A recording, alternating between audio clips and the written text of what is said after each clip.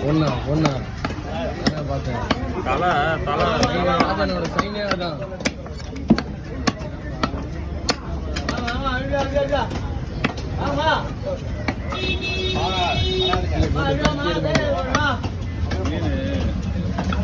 பெரிய பெரிய மீன்லாம்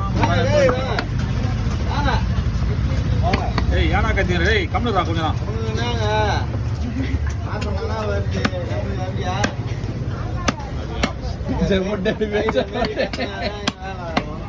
காலையில வந்து வெயிட்டா சம்பாதிச்சு பண்ணலாம். 500 பவுண்ட் இருக்குமா இருக்கும்பா. போங்க அங்க போங்க.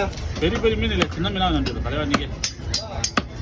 அது வலை போட்டாங்களா பெருசு மாட்டல குடி குடியா மாட்டிட்டு